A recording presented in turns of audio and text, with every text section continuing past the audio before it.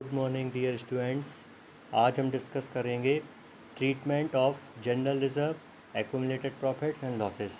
इसका मतलब होता है कि जब नया पार्टनर फर्म में एडमिशन लेता है तो मैंने आपको प्रीवियस चैप्टर में भी बताया था कि जब पुराने पार्टनर्स अपना रेशियो चेंज करते थे तो उस समय हम उनके पास अगर कोई प्रॉफिट रिज़र्व या एक्यूमुलेटेड लॉसेस अगर कोई अवेलेबल है तो वो उसे अपने ओल्ड रेशियो में डिस्ट्रीब्यूट करके उसको नॉक ऑफ किया कर देते थे। सेम ट्रीटमेंट एडमिशन के केस में होता है। मान के चलिए ABC 3 पार्टनर हैं और इस समय जब उन्होंने D को एडमिशन दे रहे हैं उनके पास कोई एक्यूमुलेटेड प्रॉफिट या एक्यूमुलेटेड लॉसेस या कोई जनरल रिज़र्व या अदर से कोई फ़ंड उनके पास ऑलरेडी क्रिएटेड है जो कि उन्होंने अपने प्रॉफिट में से बना के रखा है। और D अगर पार्टनरशिप फर्म में आता है तो वो उसे ओल्ड रेशियो में डिस्ट्रीब्यूट कर लेते हैं। बुक में आप देखेंगे पेज नंबर 142 पर, इसमें ये आपकी जो एंट्री दी गई है आप देखिएगा, हेडिंग लिखा है कि distribution of accumulated profits and reserve. इसके लिए एंट्री बताई गई है general reserve debit, reserve fund debit या P&L account debit to old partners capital और करंट अकाउंट।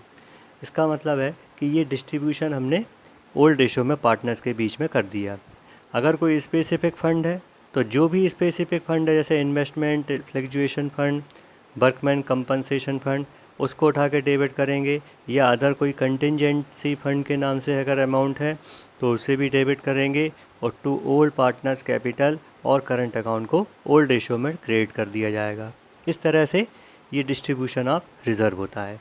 अगर मान के चलिए in case of accumulated loss, मान के चलिए कोई लॉस की सिचुएशन है तो in this situation old partners capital account will be debited to profit and loss account, to advertisement suspense account, to deferred revenue expenditure or any other type of accumulated loss।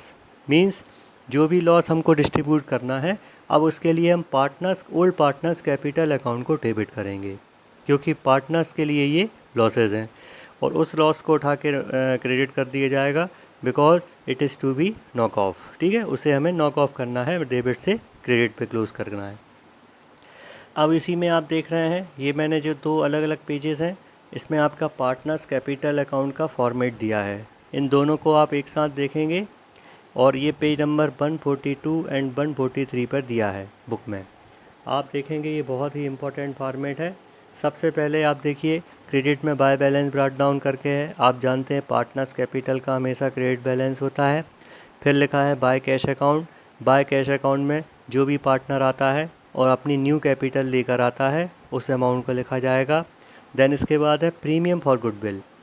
Premium for goodwill मतलब वो amount होता है जो नया partner goodwill लेके आया था और उसे हम ओल्ड पार्टनर्स के बीच में उसका डिस्ट्रीब्यूशन कर रहे हैं। फिर है new partners capital account non cash goodwill. मैंने आपको गुडविल में बताया था कि अगर नया पार्टनर आता है और गुडविल को कैश लेके नहीं आता तो उस सिचुएशन में हम क्या करते हैं, incoming partners capital account debit करते हैं टू ओल्ड या सेक्रीफाइसिंग पार्टनर्स कैपिटल अकाउंट। तो यहाँ पे ये सेक्रीफाइसिंग पार्टनर्स कैपिटल अकाउंट के क्रेडिट में by incoming partners capital account करेंगे और सब्सिक्वेंटली ये डेबिट में भी आप देखेंगे यहाँ पे to sacrificing partners capital account करके जो हमारा इनकमिंग पार्टनर्स कैपिटल अकाउंट है उसको करेंगे डेबिट। तो ये गुडविल का अकाउंटिंग ट्रीटमेंट की एंट्री है। इसके बाद आप देख रहे हैं बाय रिवॉल्यूशन अकाउंट जो कि प्रॉफिट ऑफ रिवॉल्यूशन का डिस्ट्रीब्यूशन है। इसके बाद by P&L account, by general reserve, by reserve fund या बाय वर्कमैन कंपनसेशन रिज़र्व या other any type of reserve. तो ये वो सारे रिज़र्व्स हैं जो अपन एडमिशन के केस में किसी पार्टनर को पार्टनर्स कैपिटल को में डिस्ट्रीब्यूट करते हैं। आप डेबिट में देखेंगे to profit and loss account, bracket में लिखा हुआ है डेबिट, मतलब ये एक्यूमुलेटेड लॉस है। फिर लिखा है टू रिवॉल्यूशन अकाउंट, ये लॉस ऑन रिवॉल्यूशन है। फिर लिखा है टू एडवर्टीजमेंट सस्पेंस अकाउंट, ये आपका एक्यूमुलेटेड लॉस का ही एक दूसरा नाम है। अगर मान के चलिए क्वेश्चन में इस नाम से दिया है तो इसको हम डिस्ट्रीब्यूट करेंगे। फिर लिखा है टू कैश, अगर कोई पार्टनर गुडविल जो बांटी गई है उसको विड्रॉ करता है तो वो टू कैश अकाउंट के नाम से आएगा। इसके बाद to sacrificing partners capital account करके अभी जो मैंने आपको बताया था गुडविल का accounting treatment, then old goodwill account debit में, then to balance carried down करके। ये ओल्ड गुडविल कौन सा गुडविल है? मैंने आपको कल गुडविल में बताया था कि अगर कोई पार्टनर एडमिशन ले रहा है और फर्म में ऑलरेडी पुरानी गुडविल अवेलेबल है तो उस ओल्ड गुडविल को हमें ओल्ड पार्टनर्स में ओल्ड रेशो में बांटना है, जो कि पार्टनर्स कैपिटल के डेबिट में आती है। इस तरह से ये format of partners capital account है। ये बहुत ही इम्पॉर्टेंट है। आगे बहुत सारे न्यूमेरिकल्स हम इसके बेसिस पे सॉल्व करने वाले हैं। अब बात आती है accounting of joint life policy, GLP इसको शॉर्ट में बोला गया है। जॉइंट लाइफ पॉलिसी क्या है पहले आप समझ लें। जैसे 3 या 4 पार्टनर होते हैं तो सारे पार्टनर्स एक जॉइंटली एक एलआईसी या उनका कोई भी एक इंश्योरेंस करा के रखते हैं। वो इंश्योरेंस इसीलिए कराते हैं कि इन केस अगर किसी पार्टनर के साथ कोई कैजुअलिटी या एक्सीडेंट या कोई डेथ हो जाती है तो वो पूरा पैसा मतलब फर्म को मिल जाता है और फिर फर्म उसको क्या करती है, पार्टनर्स के बीच में जो करंट रेशियो है उसमें डिस्ट्रीब्यूट कर देती है। तो इससे एक सपोर्ट मिल जाती है। आप देखिएगा इसमें एंट्री जो बताई गई है, when the premium of joint life policy is treated as revenue expenditure, जो इसका जो प्रीमियम है जिसको अपन किस्त या इंस्टॉलमेंट बोलते हैं, अपन एलआईसी का कोई भी बीमा कराते हैं तो उसमें हमको उसकी अमाउंट पे करनी पड़ती है एक छोटी छोटी इंस्टॉलमेंट में, उसको कहा जाता है प्रीमियम। अब यहाँ पे जो प्रीमियम है ये फर्म पे करती है और फर्म उसको रेवेन्यू मान रही है। तो एंट्री है joint life policy debit to old partners capital. Disclosure of new balance sheet, इसको बैलेंस शीट में शो करने के लिए अगर मान के चलिए क्लोज कर रहे हैं तो आप देख रहे हैं एंट्री है all partners capital account debit to joint life policy. इसका मतलब ये है कि ये एंट्री हमने इस अमाउंट को हमने यहाँ से डिस्ट्रीब्यूट कर दिया। अब आप आइए इसके बाद पेज नंबर 149 पे वर्कमैन कंपनसेशन फ़ंड के बारे में या एम्प्लॉय प्रोविडेंट फंड के बारे में।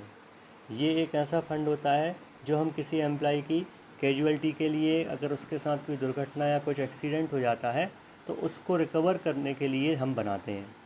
अब इसका जो ऑब्जेक्ट है, मान लीजिए हमारे फर्म में 1 लाख रुपीज़ का रिज़र्व बना हुआ था और एडमिशन के टाइम तक कोई नया पार्टनर के आने तक उसका कोई यूज़ नहीं हुआ, तो हम क्या करते हैं उस पूरे अमाउंट को डिस्ट्रीब्यूशन कर देते हैं। लेकिन अगर उसमें कोई क्लेम या कोई लायबिलिटी आती है तो पहले उसे सब्ट्रैक्ट किया जाता है, फिर देन उसके बाद बचा हुआ अमाउंट ओल्ड पार्टनर्स में डिस्ट्रीब्यूट किया जाता है। इसके बारे में आपको यहाँ पे एक्सप्लेन भी किया गया है। अब हम आगे बढ़ते हैं, जो कि आप देख रहे हैं एडजस्टमेंट ऑफ गुडविल। ये बहुत ही इम्पोर्टेंट पार्ट है, पेज नंबर 152 पे दिया है। इसमें क्या होता है, मान लीजिए 3 पार्टनर थे और 4th नंबर का पार्टनर फर्म में आता है, तो आने वाले पार्टनर की कैपिटल, इसमें 2 तरीके होते हैं। या तो आने वाले पार्टनर की कैपिटल के हिसाब से पुराने पार्टनर्स की कैपिटल का हम एडजस्टमेंट करते हैं।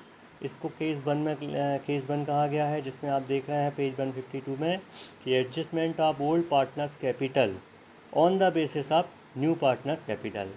मतलब जो नया पार्टनर आ रहा है उस नए पार्टनर की कैपिटल के हिसाब से पुराने पार्टनर्स की कैपिटल का एडजस्टमेंट करना।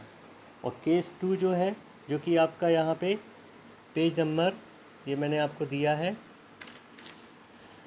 155 पे दिया है। आप देखेंगे इसमें क्या लिखा है, ये डिटर्मिनेशन ऑफ इनकमिंग पार्टनर्स या new partners capital on the basis of capital of old partner. मतलब इसमें हम ओल्ड पार्टनर की कैपिटल के अकॉर्डिंग इनकमिंग पार्टनर यानी नए पार्टनर की कैपिटल का डिसीजन करते हैं, डिटर्मिनेशन करते हैं। इन दोनों को बहुत ध्यान से समझेंगे। हम बात करते हैं पहले adjustment of old partners capital. सबसे पहले इसमें देखिएगा टोटल 5 स्टेप्स में आपको समझाया है। फर्स्ट स्टेप क्या है, calculation of the total capital. It is calculated by the formula used. Formula is incoming partners capital into reciprocal of incoming partner share. मान के चलिए 1/5 शेयर के लिए कोई पार्टनर बन रहा है और वो 1 लाख रुपीज़ लेके आ रहा है, तो उसके 1 लाख रुपीज़ में 1/5 का रेसिप्रोकल यानी 5/1 का मल्टीप्लाई करके total capital of the firm calculate की जाएगी। तो 1 लाख इंटू 5/1 यानी 5 lakh rupees will be total capital. Step number 2 है, अब हम old partners new capital calculate करेंगे।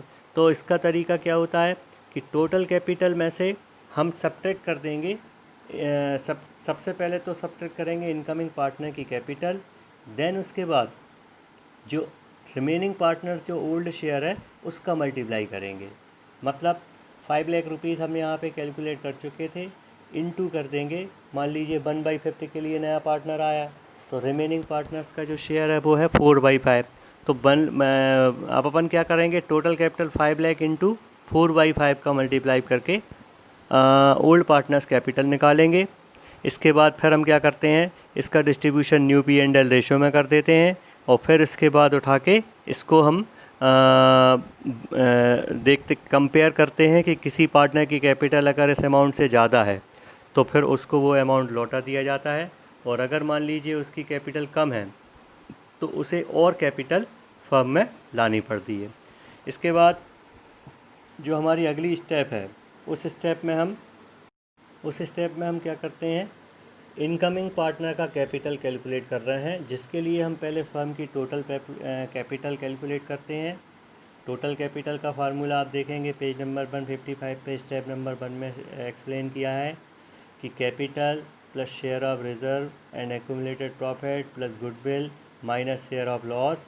देन इसके बाद total capital of the firm को हम क्या करते हैं, कैलकुलेशन करते हैं। तो combined adjusted capital of old part, मतलब जो हमने ऊपर जो कैपिटल निकाली है उसका इनटू करते हैं रिमेनिंग पार्टनर्स के शेयर के रेसिप्रोकल से। इस तरह से हमारी फर्म की टोटल कैपिटल आती है, और उस टोटल कैपिटल को हम न्यू P&L रेशो में डिस्ट्रीब्यूट करके न्यू पार्टनर का शेयर ऑफ कैपिटल निकालते हैं। इनको बहुत ध्यान से सुनेंगे, अगर कोई डाउट है तो मुझे पूछेंगे।